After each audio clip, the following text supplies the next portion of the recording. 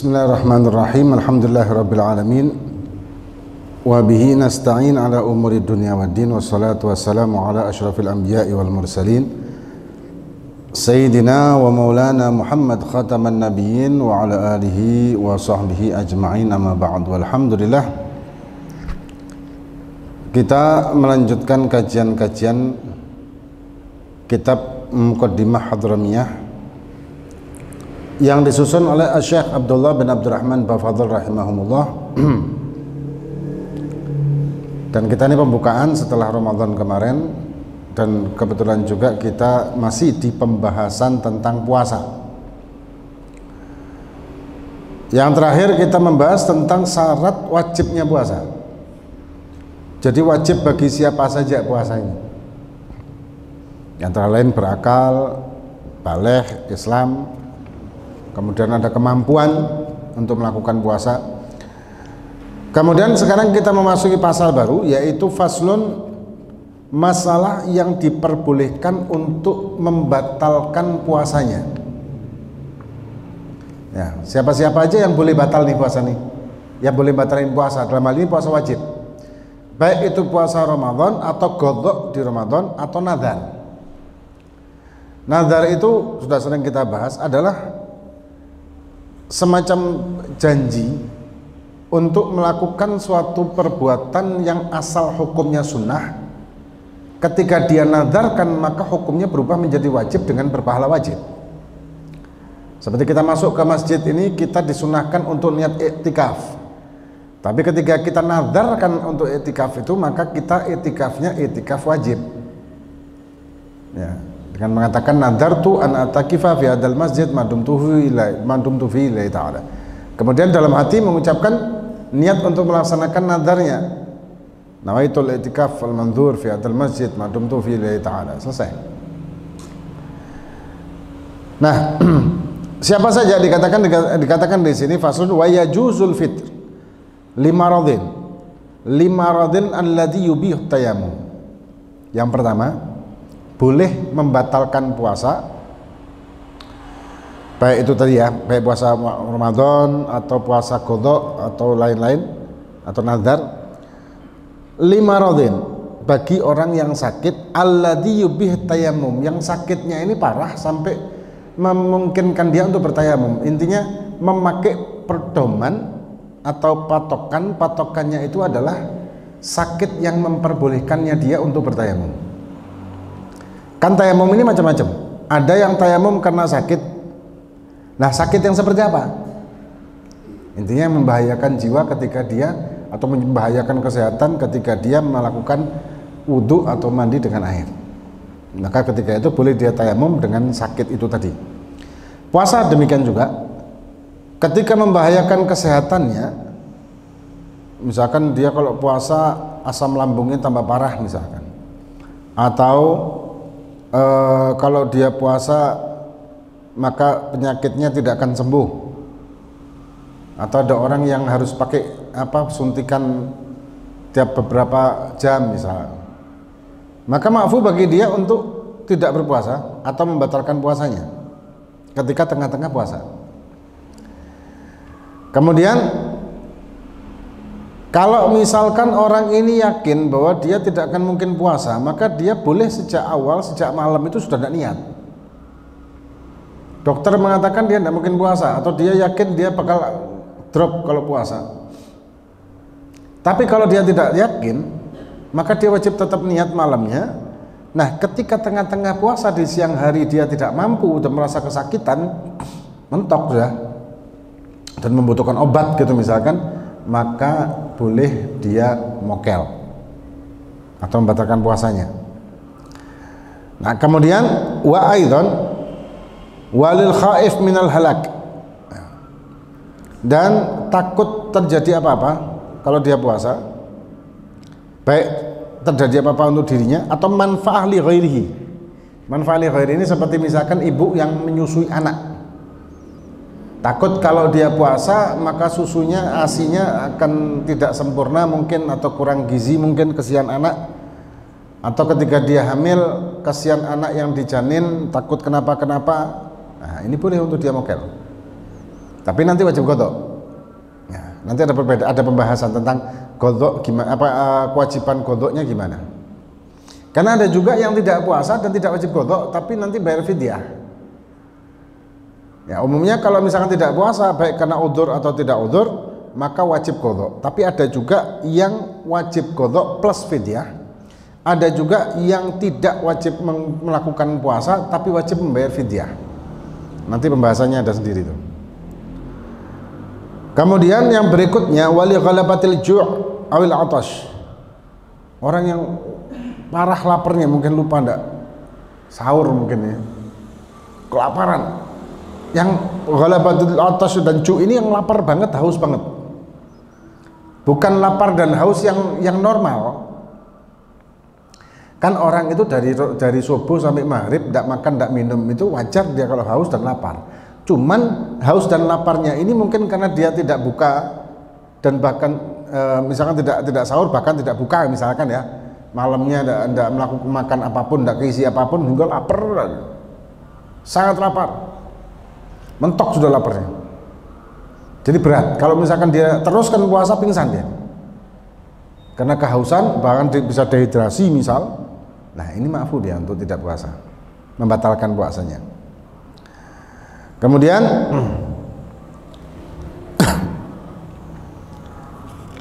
ada lagi, atau misalkan dia punya amal ya, amal seperti petani yang memang harus kerja di siang hari, atau mungkin kuli bangunan yang kerja di siang hari yang berat, yang kalau dia puasa tidak bakal mampu.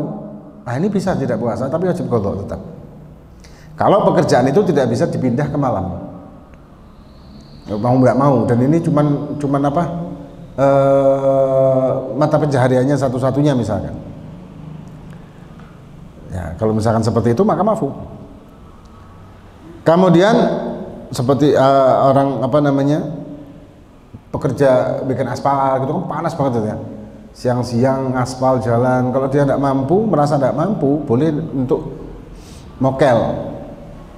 Nah, pokoknya pekerjaan yang harus, pekerjaan halal ya pastinya, yang harus dia kerjakan karena itu merupakan mata pencahariannya dan dilakukan di siang hari dengan posisi berat dia untuk tetap berpuasa, maka ma'fu untuk dia membatalkan puasanya tapi wajib qadha nanti. Kemudian walil musafir, dan orang yang safar, safaran tawilan. Karena safar itu ada dua macam, safar tawil, safar qasir, safar panjang dan safar pendek. Nah ukuran safar tawil adalah kalau dia melakukan perjalanan dengan tujuan melebihi marhalatain. Marhalatain itu dua marhalah yang memang ada perbedaan ulama tentang dua marhalah ini berapa kilometer. Ada yang mengatakan 83 kilo, ada 85 km, ada yang 89 km, pokoknya antara 80 sampai 90 km. Memang ada beberapa perbedaan ulama sekarang. Karena hitungan zaman dahulu ini marhalatain itu 2 hari perjalanan dengan hitungan standar kafilah. Orang-orang dulu kalau melakukan perjalanan dengan kafilah, perjalanan jauh gitu, mereka itu ada standarnya, kapan mulai berjalan, kapan berhenti istirahat, kapan makan, kapan jalan lagi, itu ada standarnya. Ya ada standarnya, karena rombongan kan, rombongan. Nah 2 hari perjalanan mereka sudah mampu mencapai jarak tempuh lebih dari 80 km. Ya. Nah ketika tujuan kita lebih dari itu, maka kita dinamakan safar tawil. Ngitung nolnya dari mana? Ngitung titik nolnya itu bukan dari pusat kota atau bukan dari rumah kita, tapi dari suril balad. Suril balad itu pagar kota, pagar daerah kita. Kalau sekarang tidak ada pagar kota-kota sekarang, maka ada fatwa ulama, insya Allah kalau tidak salah Habib Zain bin Ibrahim bin Sumaid, kalau tidak salah fatwa beliau, kalau nggak salah ya, karena lupa, itu memakai garis administrasi. Kalau kota Malang berarti Arjosari, ya. Kalau ke arah utara, arah timur pakai saji. Betul? Keponakung timur. Timur pakai saji kalau nggak salah. Hah? Pakis. Arah sana itu Bululawang. Jembatan Kalisari, batas Kota Malang ya. Oh situ ya, Kalisari. Kemudian kalau sini Tlogomas. Itu batas wilayah Kota Malang kalau kita memang penduduk di Kota Malang. Titik nolnya. Jadi hitung nolnya itu dari situ. Kalau sekarang ada GPS kan gampang hitungnya kan. Jadi bukan dari rumah atau pusat kota kita, tapi dari batas. Kemudian itu safar tawil. Diperbolehkan di safar tawil ini jamak, takhir, takdim, qasar, tidak jumatan dan tidak berpuasa. Maaf semuanya itu. Kalau safar qasir, pendek, kurang dari itu. Kayak kita mau ke Pasuruan jaraknya mungkin sekitar 50-an kilo. Nah, itu kita tidak boleh mokel di situ. Kecuali kalau misalkan masyaqqah itu berat karena panas naik motor mungkin. Itu beda lagi, bukan karena safarnya tapi karena masyaqqahnya. Khauful halak yang tadi, yang pertama tadi. Nah, kemudian safarun tawilan mubahan, yang mubah dalam arti bukan safar haram. Karena safar itu ada safar haram juga, yaitu niat dan tujuannya melakukan perbuatan haram. Kalau niat dan tujuannya misalkan mau judi kemana, Jakarta, itu sudah jelas safarnya safar haram dan dia sudah tidak maafu lagi melakukan apapun. Ya, ini ada pertanyaan bagus nih, berkaitan. Kalau berpergian hari Jumat, apakah harus berhenti untuk sholat Jumat? Ya. Kalau bepergian hari Jumat, kalau dia keluar dari batas kotanya itu ba'dal fajr, setelah subuh hari Jumat, keluar dari Ajosari, kalau kota kita Malang, maka dia wajib Jumatan di jalan. Kalau tidak, maka safarnya menjadi safar haram. Tapi kalau dia keluar dari batas kotanya itu sebelum subuh hari Jumat, atau bahkan hari Kemisnya mungkin, atau Rebunya mungkin, maka dia tidak wajib Jumatan kalau masih dalam perjalanan. Nah, kalau misalkan kita ke Jakarta nih hari Kamis, sampai Jakarta hari Jumat, apakah kita hari Jumat sebelum Jumatan, apakah kita wajib Jumatan? Dilihat apakah kita ketika ke Jakarta itu punya planning tujuan kita di Jakarta lebih dari 4 hari atau kurang. Kalau planning kita lebih dari 4 hari, maka kita wajib Jumatan di Jakarta. Nah, kalau kurang dari 3 hari, 4 hari kurang 3 hari, 2 hari, maka begitu nyampe Jakarta nggak wajib Jumatan. Atau kalau nggak tahu kapan pulang, itu juga sama. Kapan pulang ya? Nggak tahu, masih karena mungkin nagih utang, orangnya sih bulat gitu mungkin, maka itu ma'fu. Ya, itu ma'fu. Enggak Jumatan sampai 18 hari. Sampai 18 hari.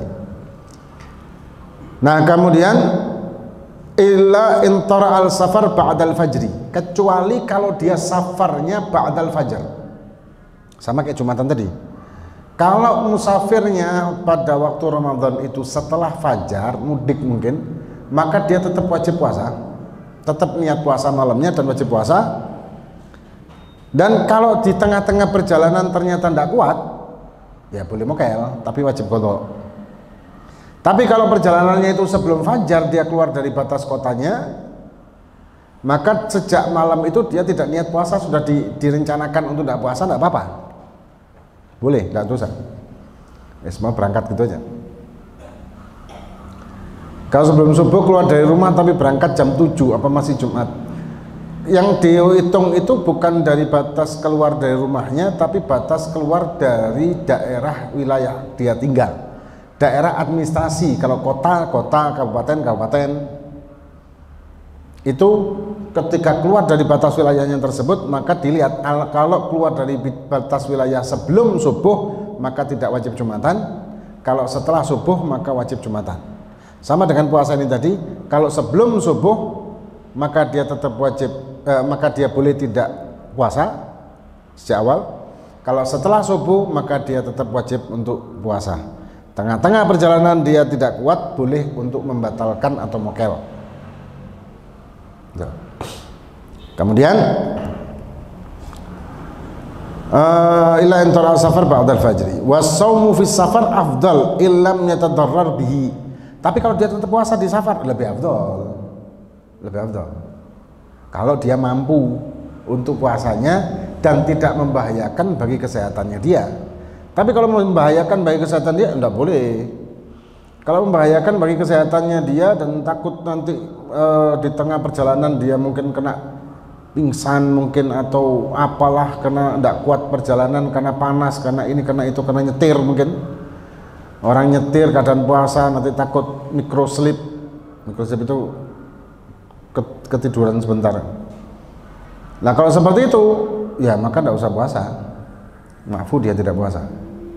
Nah, malah membahayakan kan. Jadi kalau mau tetap maksa puasa dengan kondisi seperti itu membahayakan. Oh, ini ada pertanyaan, kalau orang yang bakar-bakar kotoran bebek dan kotoran tersebut ceket baunya ke pakaian, kalau hasil bau itu dari pembakaran bukan uap, itu memang najis. Beda dengan uap. Ya kayak bakar sate tapi satenya sate apa? Sate babi gitu misalkan ya. Maka kena itu. Najis itu. Beda dengan uap. Uap itu karena panas. Kemudian wa idza balagha as-sabi au qaddamal musafir au qudimal musafir. Au syafil marid, ini masih kita bahas nanti ya. Jadi intinya ada beberapa permasalahan yang kita boleh untuk tidak puasa, tapi ada yang tidak boleh, yang boleh tidak puasanya itu boleh membatalkan atau boleh tidak puasa dari awal. Ya. Yang tadi ya musafir tadi ya. Musafir kita boleh untuk tidak puasa sejak awal kalau kita keluar dari batas kotanya sebelum subuh.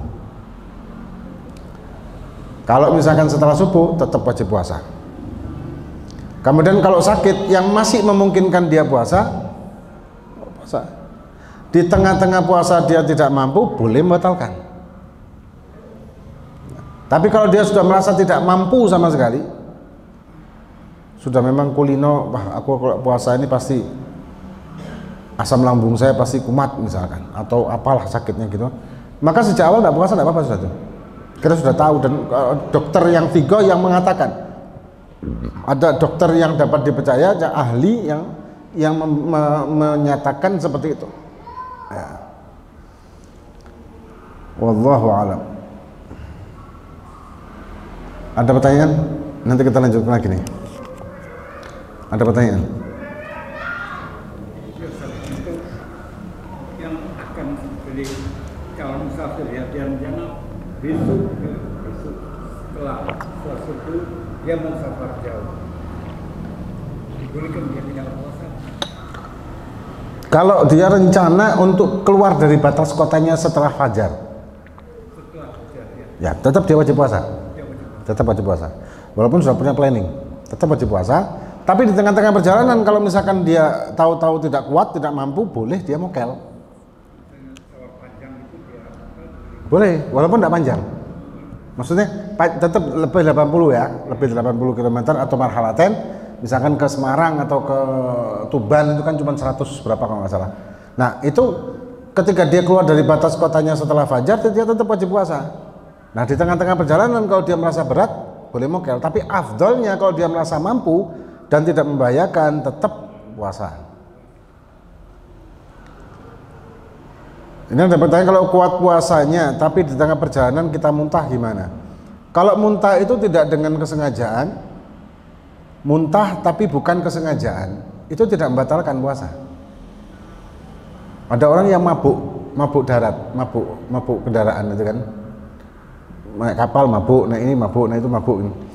Nah, ketika dia puasa nih, terus muntah, apakah batal puasanya? Enggak, karena dia kan tidak dengan kesengajaan. Walaupun kesengajaannya itu naik mobil yang dia tahu kalau naik mobil itu pasti muntah. Enggak, bukan begitu. Kan dia naik mobilnya itu bukan karena ingin muntah, tapi karena dia punya penyakit. Karena ada orang gitu kan, ada orang sugesti. Kayak ada teman dulu pernah, Dia ini paling takut kalau lewat mana namanya yang Jember itu, Alas Roban, Gunung Kumitir ya. Gunung Kumitir itu kan ini kan belok-beloknya itu kan ini ya. Nah ketika di bis dia tidur, perjalanan dari Malang ke bukan ke Jember, ke mana, ke Banyuwangi. Ketika tidur terus kemudian bangun dia tanya, ini perjalanan sudah gini-gini sudah. Ini di mana nih? Di Gunung Kumitir, di Alas Roban ya, Alas Roban namanya. Begitu dengar kata-kata Alas Roban langsung muntah, sugesti, langsung muntah. Padahal tadinya enggak, karena gelap kan, dan menggok-menggok, bener-bener menggok, tapi langsung muntah karena sugesti sudah langsung muntah. Alas Purwo di Alas Roban itu di mana sih? Kalau Alas Roban? Pokoknya jalannya belok-belok itu apa itu? Gunung Kumitir. Kalau Alas Purwo? Selatan dari Pura Jalan Raya. Oh. Ya pokoknya di situ deh. Ini ada yang apa? Ngerawat Alas Purwo. Ya pokoknya Jember, setelah Jember itu ya. Setelah Jember arah ke Banyuwangi. Ya, langsung begitu dia dikasih tahu langsung muntah. Nah ini kan bukan dengan kesengajaan, makfu. Tapi kalau ada yang ketelan, ya ketelannya itu dengan kesengajaan, ya batal. Kalau ketelan dengan kesengajaan. Nah kemudian, apakah batal kalau puasa kita orok-orok kuping atau ngupil? Kalau ngupil ya enggak, ngupil itu kan cuma di sini. Yang batal itu kalau ada masuk sesuatu di hidung dengan sengaja seperti air atau apa di khayshum. Khayshum ini nih, pangkal hidung yang masuk ke dalam, ini batal. Tapi kalau ngupil itu kan enggak sampai, paling segini kan. Masa ada orang ngupil sampai ke dalam, kan enggak mungkin. Masa bisa masuk? Sampai dalam banget. Ya enggak lah ya. Kalau telinga gimana? Kalau telinga itu mazhab Syafi'i membatalkan. Tapi Imam Ghazali memfatwakan tidak batal. Kenapa? Karena telinga bukan manfat maftuh. Karena telinga itu secara anatomi tubuh itu buntu. Telinga itu tidak ada jurusan kemana-mana, buntu dia. Yang ada gendang telinga. Maka itu kalau masuk telinga kanan, ya keluar telinga kanan. Karena ada istilah nasihat kamu masuk telinga kanan keluar telinga kiri, itu kan istilah. Tapi kalau secara anatomi nggak nyambung tuh, kanan kiri nggak nyambung. Maka itu fatwanya Imam Ghazali nggak batal. Justru kalau mata nyambung. Kalau mazhab Syafi'i mata nggak batal. Kita pakai tetes mata tuh, itu nggak batal. Tapi menurut Imam Ghazali mata itu nyambung. Mata itu ada manfaat maftuhnya. Kalau kita kebanyakan ngasih obat mata kan kerasa di tenggorokan. Ada lagi pertanyaan?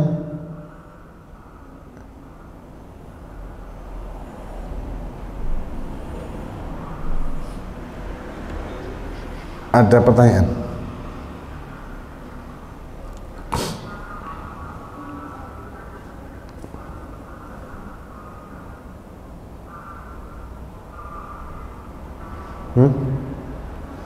Tumben, lama libur kan minta kok.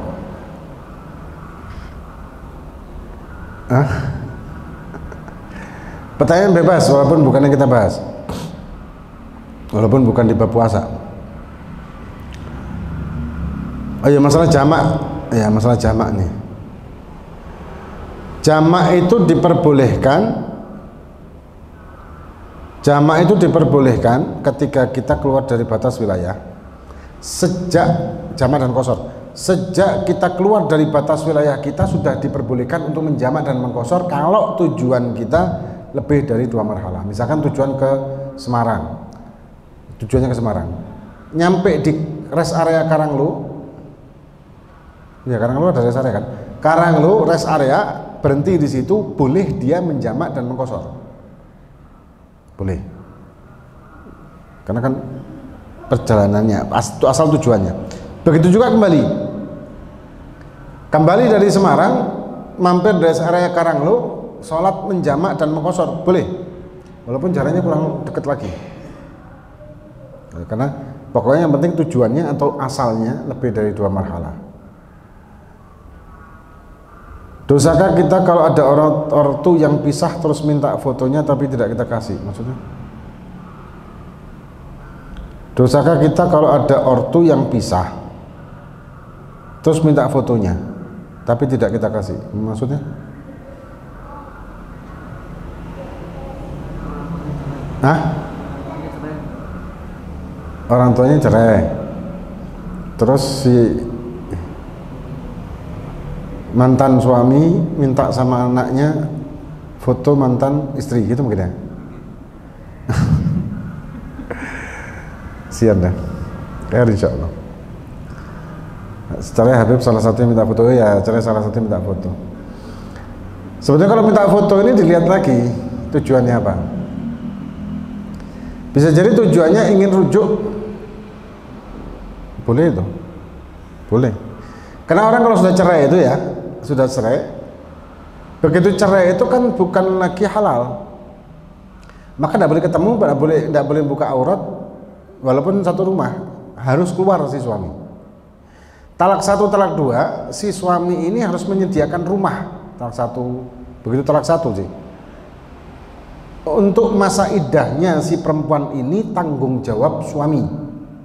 Kalau ditalaknya di rumah mereka berdua, maka suamilah yang keluar dari rumah itu selama periode iddah.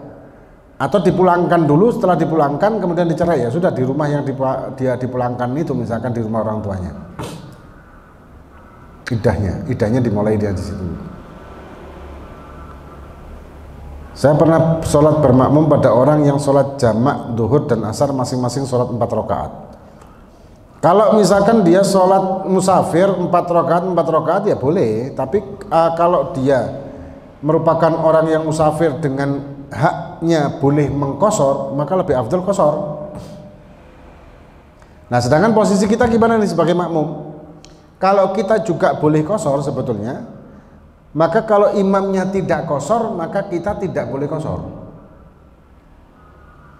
Kalau imamnya mengumumkan kosor, maka kita kosor.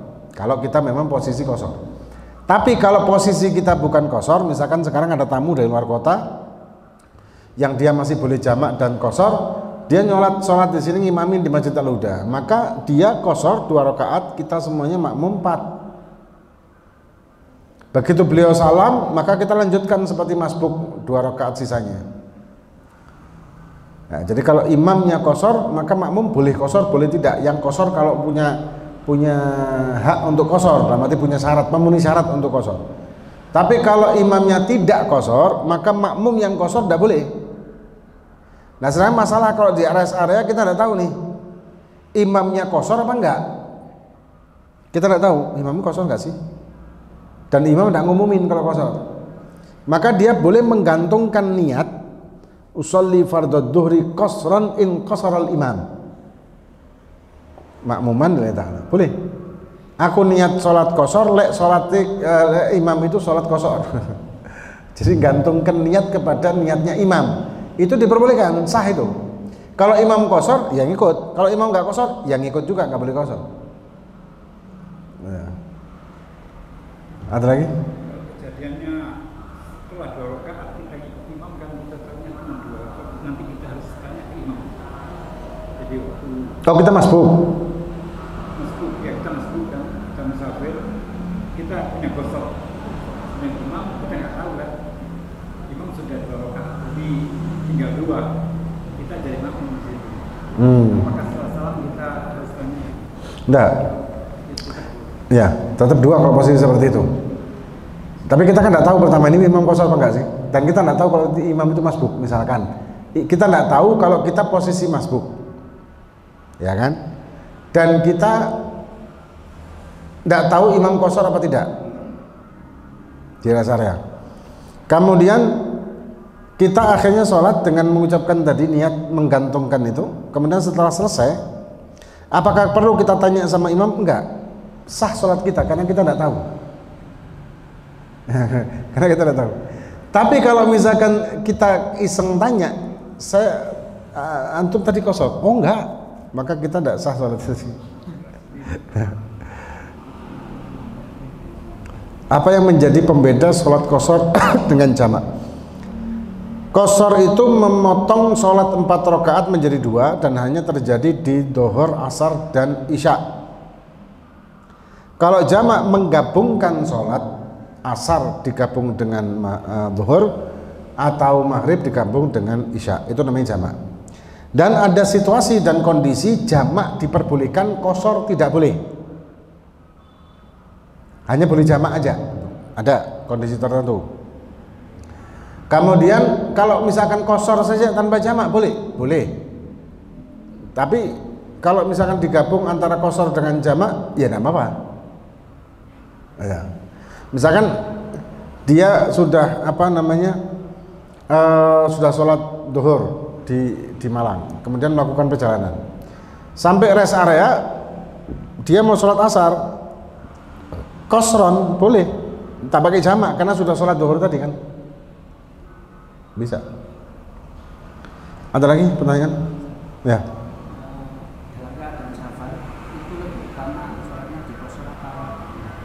Kalau memang kita memenuhi syarat untuk mengqashar, maka afdal malah mengqashar. Afdal kita menjamak dan afdal kita mengqashar kalau kita memang memenuhi syarat. Apa nih? Nah, itu yang Anda bingungkan, Habib. Bahas tuntas, Habib. Bahas tuntas yang masalah apa nih? Coba dianukan. Kapan lagi Kak Monte? Insyaallah.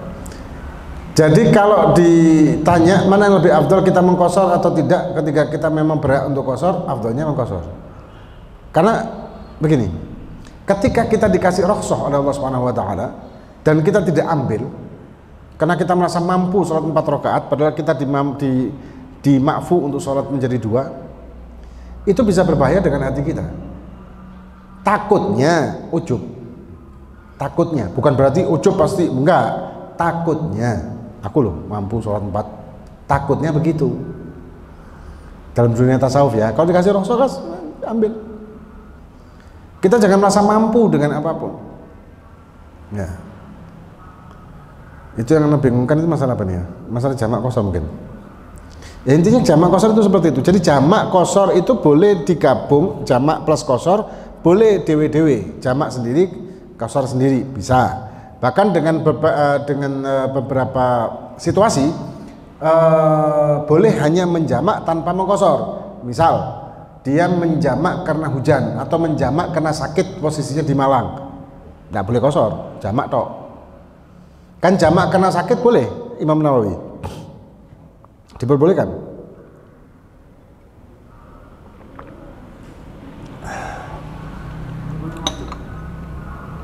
Hah? Apa? Kenapa? Kena macet. Atau kena macet? Posisi seperti di Jakarta nih. Seperti di Jakarta itu kalau pulang kerja mereka jam 4 kalau nggak salah, nyampe rumah jam 8. Perjalanan tok itu 4 jam, 3 jam, 4 jam. Karena macet, di mana-mana macet. Nah, dia mau berhenti untuk sholat maghrib, nggak bisa. Sholat di mobil, hormat waktu itu. Akhirnya dia, jamak akhir deh. Boleh.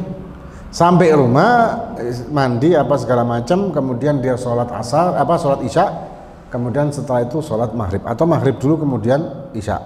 Dengan takhir. Boleh, tapi tidak boleh mengqashar isyanya. Karena posisi dia di rumah kan itu. Jamak digabung qashar tapi ngerjakan 2 rakaat apa boleh? Jamak digabung qashar ngerjakan, ya memang kalau jamak dengan qashar ya berarti 2 rakaat dong. Nah, misalkan jamak qashar Dhuhr sama Asar, maka Dhuhrnya 2, Asarnya 2. Jamak qashar Maghrib dengan Isya, maka Maghribnya 3, Isyanya 2. Jamak itu gimana sih? Jamak itu begini loh. Kalau jamak takhir berarti dia melaksanakan sholat Dhuhr di waktu asar, baik setelah sholat asar atau sebelum sholat asar. Atau sholat maghrib dikerjakan di waktu isya sebelum atau setelah sholat isya. Itu namanya jamak takhir, mengakhirkan sholat. Kalau jamak takdim mendahulukan sholat, maka sholat asar dikerjakan di waktu Dhuhr segera setelah selesai sholat Dhuhr. atau sholat isya dikerjakan di waktu maghrib segera setelah selesai sholat maghrib, itu dinamakan jamak takdim.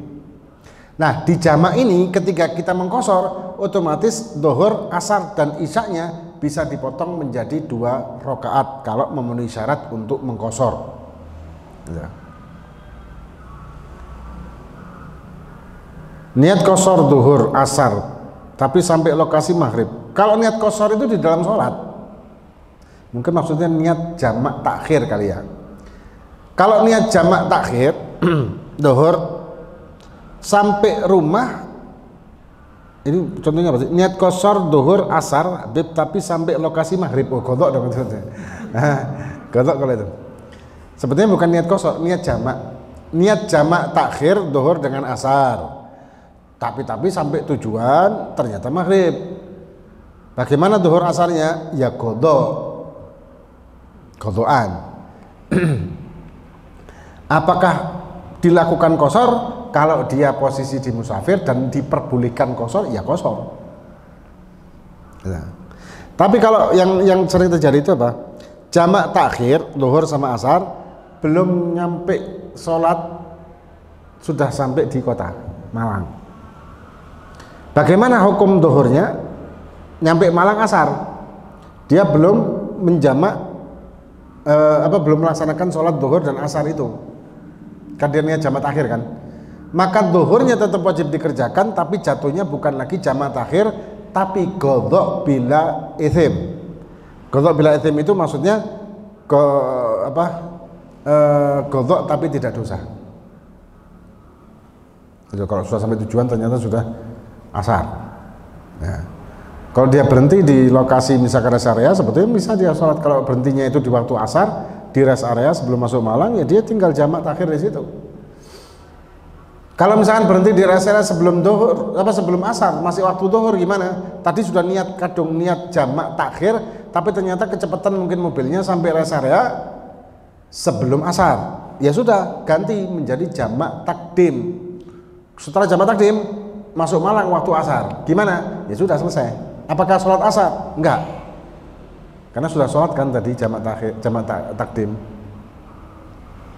Ada lagi?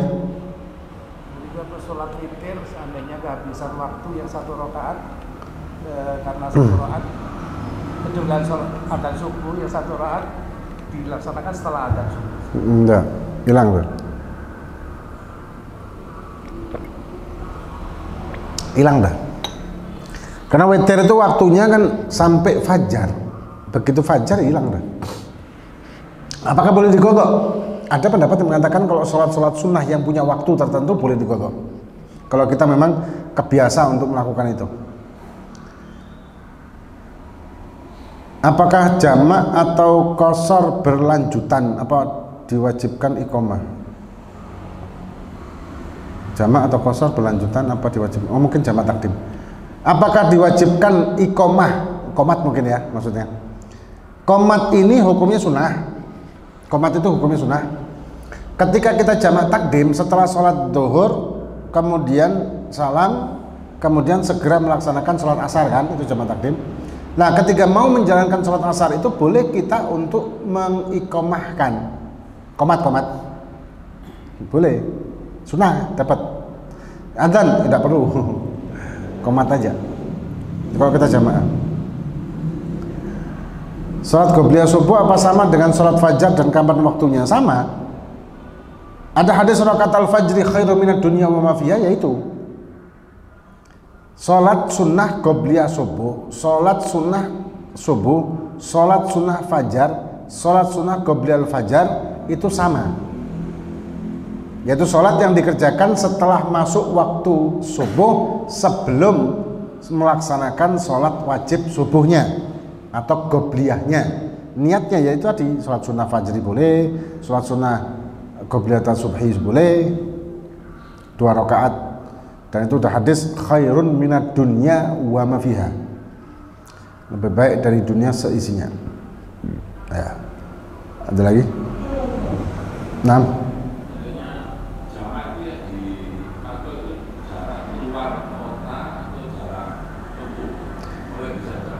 jarak keluar kota dari batas titik nolnya dari batas wilayah kita tinggal kayak Malang, Ajosari. Nggak masalah, yang penting titik nolnya dari perbatasan.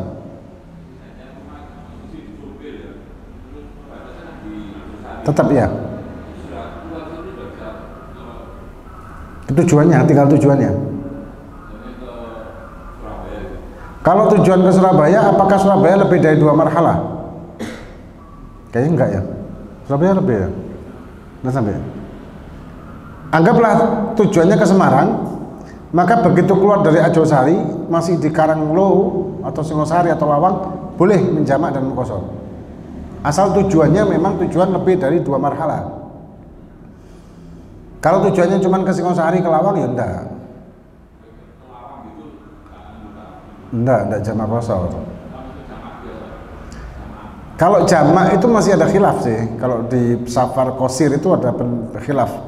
Kalau memang kadang kita kepepet, bolehlah kita menjamak tanpa mengqashar. Kalau qashar tidak bisa. Kalau qashar tidak ada rukhsah untuk safar qasir, safar pendek. Kalau qashar ya. Tapi kalau jamak masih ada pendapat itu. Kita ke Lawang keadaan berat mungkin, atau jarak tempuhnya macet mungkin, kita menjamak boleh. Kayak tadi contohnya ya, pulang kerja di Jakarta keadaan macet 4 jam baru nyampe padahal satu kota, boleh menjamak. 2 marhalah kira-kira berapa kilometer? Khilaf, ada yang mengatakan 83, 85, 87, 89. Wallahu a'lam. Pokoknya antara 80 sampai 90 kilometer dari marhalatain. Ya, ukuran zaman dulu ya, ukuran zaman dulu kan ukurannya ukuran jarak perjalanan bukan jarak kilometer atau batas itu, karena zaman dulu kan tidak ada meteran. Habib Abdurrahman masyhur, anak ini ya, Habib Abdurrahman masyhur pernah ngitung dengan tali dari kota Tarim, batas kota Tarim sampai ke Nabi Allah Hud di Wadi Ahqaf. Itu ada di kitabnya. Jadi naik turun unta. Jadi benar-benar presisi zaman itu ya, betul-betul presisi, pas persis. Ada lagi? Seorang yang sholat terus dia tidak mengetahui arah kiblat. Terus ada yang memberitahu arah kiblat, apakah perlu dikodok sholatnya, dan kalau perlu memang perlu bagaimana cara menentukan? Setelah sholat atau sebelum sholat? Setelah sholat atau waktu sholat? Setelah sholat. Kalau misalkan ada orang nih pendatang, dia sholat langsung ngadep yang menurut dia kiblat, ya. Tengah-tengah sholat ada orang lokal yang dia tahu kiblatnya salah, maka diingatkan dan dia langsung pindah posisi tanpa membatalkan sholat. Kemudian kalau tidak ada, selesai sholat, assalamualaikum, assalamualaikum, kemudian mungkin gimana-gimana dia baru tahu kalau kiblat yang dia lakukan tadi salah. Dan sebelum dia menghadap kiblat tersebut, dia tidak ikhtiar beristihad untuk mencari kiblat. Enggak, pokoknya asal feeling gitu aja. Maka dia wajib qadha. Dia wajib qadha. Maka itu kita wajib untuk ikhtiar dengan beristihad, nanya penduduk setempat, tuan rumah, atau ngelihat di masjid mihrabnya ngadep mana, wajib itu. Bukan langsung wah feeling saya, aku feelingnya Ka'bah di kuno, krosok, tidak bisa begitu ya. Nah, atau dengan tanda ada gambar Ka'bah berarti kiblat di situ, belum tentu juga kan, harus nanya situ. Apa? Kompas. Atau ada kompas. Apakah boleh sholat sunnah dengan 2 niat? Boleh. Ada 14 macam sholat sunnah yang bisa digabung. Oh, ini sudah maghrib, sudah isya. Ada 14 macam sholat sunnah yang bisa digabung dengan satu sholat. Bisa tahiyat masjid digabung dengan sunnah wudhu, atau tahiyat masjid sunnah wudhu digabung dengan sholat fardu, atau niat tahiyat masjid digabung dengan niat qadha wajib, boleh. Qadha digabung dengan tahiyat masjid, boleh. Nah, Ini sudah isya. Wallahu a'lam, insyaallah akan kita lanjutkan yang akan datang. Wallahu a'lam bishawab.